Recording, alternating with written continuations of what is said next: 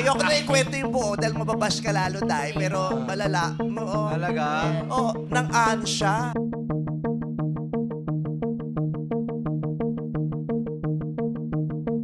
Hindi napigilan ni ang kabogable star Vice ganda na magsalita patungkol sa viral video niya sa airport kung saan ay mayroong isang babae na nangungulit sa kanya sa pag-V-video. Sa episode ng It's Showtime January 5 ay inihayag ni Vice ganda ang detalye ng mga nangyari sa viral video. Ayon kay Vice ganda, echosera na hindi niya daw alam ang pangalan ko. Kitang-kita ko siya nung nakita niya ako. Sabi niya, ay si Vice ganda, tapos binidyo ako. Ang layo ng nilakad niya, talagang binuwisit niya ako. Ay, sikat to eh. Ay, sikat to. Ayoko na ikwento yung buo dahil mababash ka lalo, Day, pero malala ng ansya. Kinontent ako, nagmamadali na ako, malalate na ako.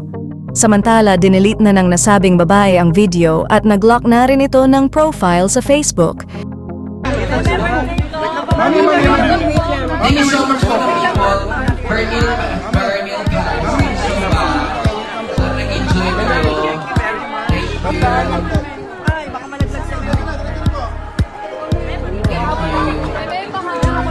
Sige siya, wait lang.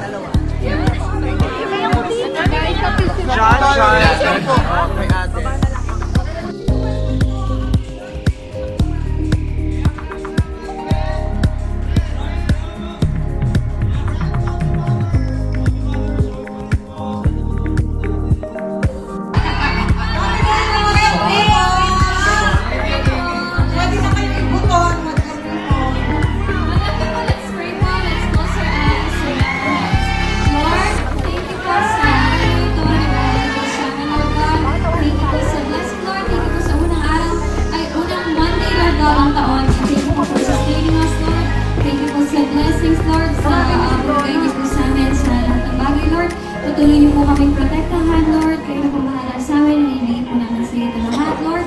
We praise you, we honor you. We love you, Lord God.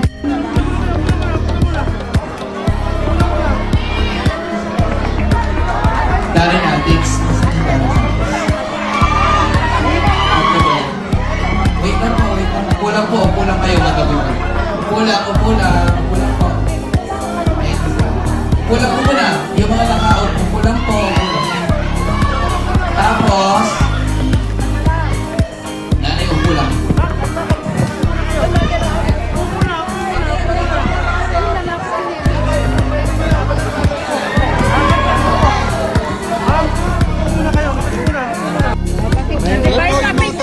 Diretso na po. Ano po?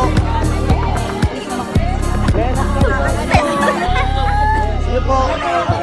Diretso na po. Yung mga tapos na po.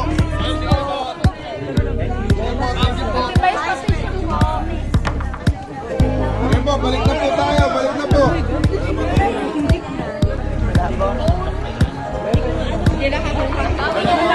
Balik na po.